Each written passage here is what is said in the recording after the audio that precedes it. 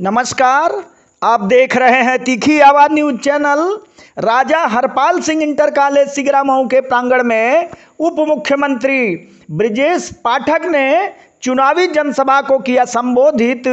उमड़ा विशाल जनसैलाब। आपको बता दें कि सिगरा मऊ के राजा हरपाल सिंह इंटर कॉलेज के प्रांगण में एक विशाल चुनावी जनसभा को संबोधित करते हुए उत्तर प्रदेश के उप मुख्यमंत्री ब्रजेश पाठक ने लोकसभा 73 जौनपुर के प्रत्याशी श्री कृपाशंकर सिंह के समर्थन में खचाखच भरे इंटर कॉलेज के मैदान में कांग्रेस सपा सहित कई गठबंधन पार्टियों पर हमला बोला तथा देश के यशस्वी प्रधानमंत्री नरेंद्र मोदी के नेतृत्व में सरकार द्वारा किए जा रहे कार्यों पर प्रकाश डाला तथा जनसभा में आए हुए सम्मानित जनता पार्टी कार्यकर्ताओं तथा पत्रकारों को धन्यवाद देते हुए कहा कि क्षेत्र की जनता पार्टी कार्यकर्ताओं को भगवान राम का मंदिर बनने की खुशी में इस चिलचिलाती धूप का व गर्मी का असर नहीं हो रहा है। उन्होंने सपा पर हमला बोलते हुए कहा कि सपा का केवल एक ही नारा है,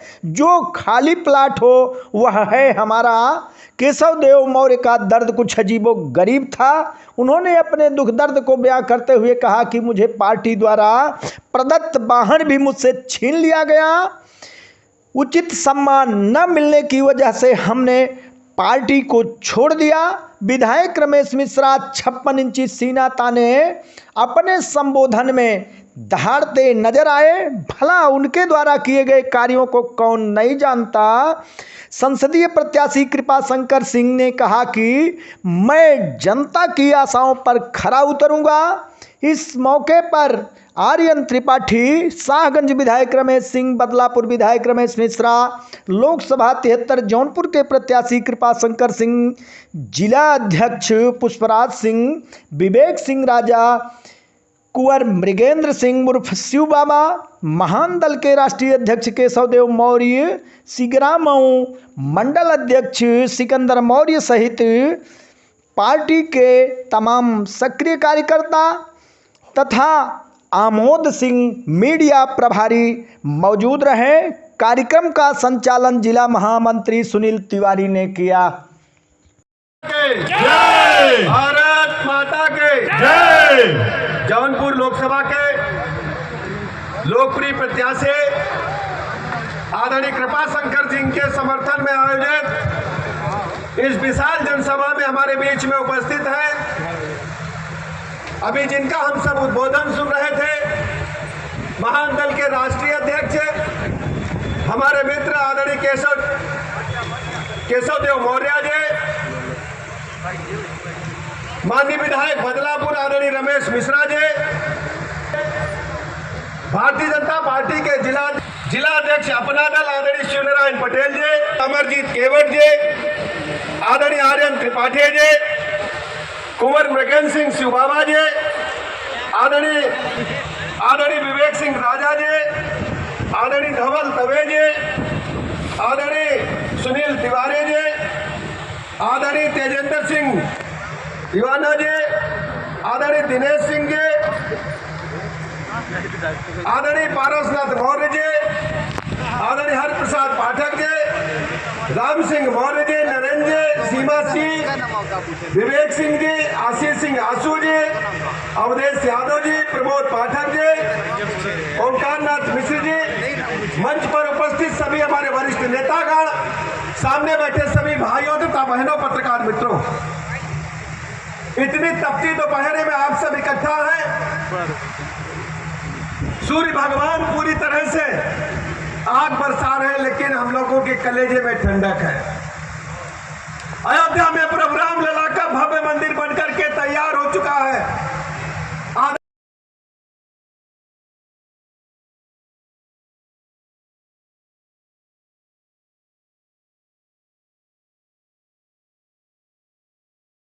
आने का काम माननीय मोदी जी ने किया है।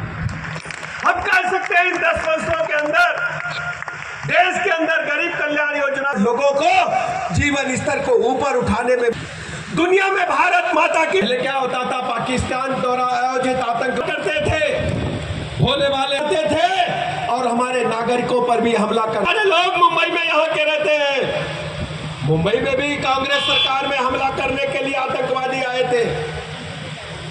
कई बरस बिरयानी खिलाने का काम कांग्रेस की सरकार ने किया था। कसाब मियां को अच्छी तरह आप लोग याद किए होंगे, कई बरस बैठ करके बिरयानी खाए थे कांग्रेस की सरकार थे।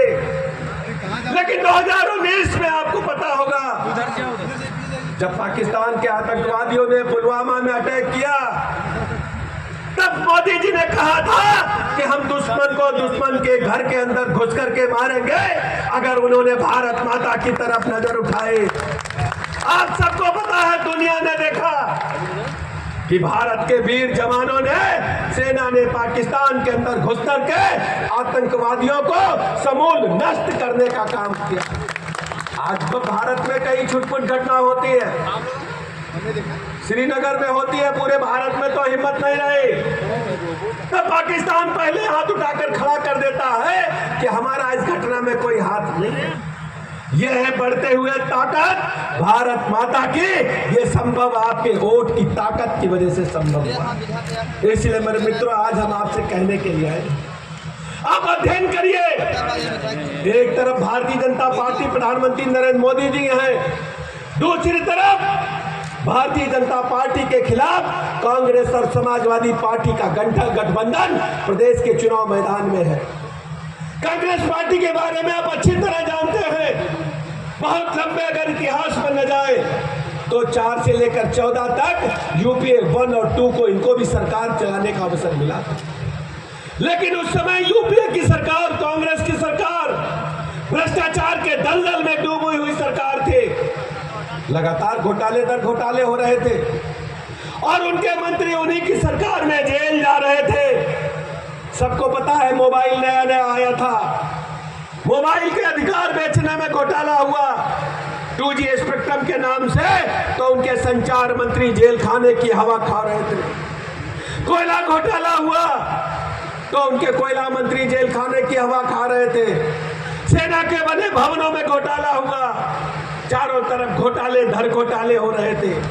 हद तो तब हो गई जब दुनिया के कॉमनवेल्थ देशों के खिलाड़ी दिल्ली में इकट्ठा हुए तो खेलों में भी घोटाला हो गया। तो खेल मंत्री उस समय के कांग्रेस के बड़े नेता थे और महाराष्ट्र से ही आते थे, वो भी जेल के सीटों के पीछे जेल की हवा खा रहे थे और कांग्रेस की ही सरकार थी।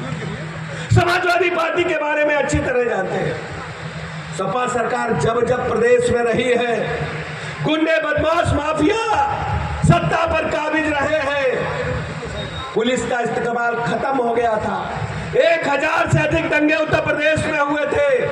प्लाट, मकान, दुकान कब्जा करने का काम समाजवादी पार्टी के संरक्षण में गुंडे माफिया करने का काम करते थे।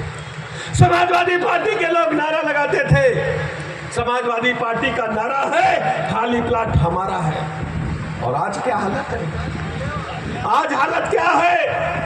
आज हालत है कि गुंडे माफिया गले में तख्ती लटका करके घूमते हैं और कहते हैं कि हम दूसरा कोई काम कर लेंगे, लेकिन गुंडे ही अराजकता। योगी जी की सरकार ने उत्तर प्रदेश में कानून व्यवस्था को नंबर 1 पर लाने का काम किया।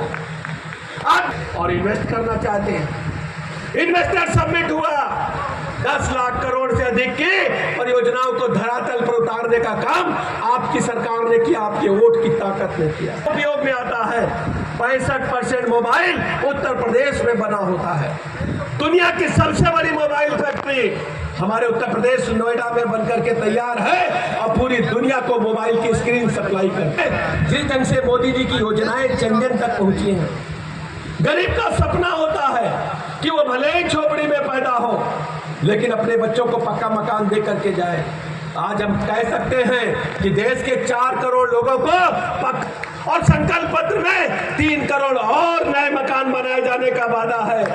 मोदी जी जाते हैं जनसभाओं में तो कहते हैं कि एक हमारा काम कर देना। यह जौनपुर में कहीं कोई छप्पर हो, खपरेल हो, वो टीन में रहता हो, पॉलिथीन की पन्नी डाल करके रहता हो, तो उसका नाम पता चिट्ठी डाल करके गरीब का पक्का मकान बनेगा। ये मोदी जी की गारंटी है, मोदी जी की।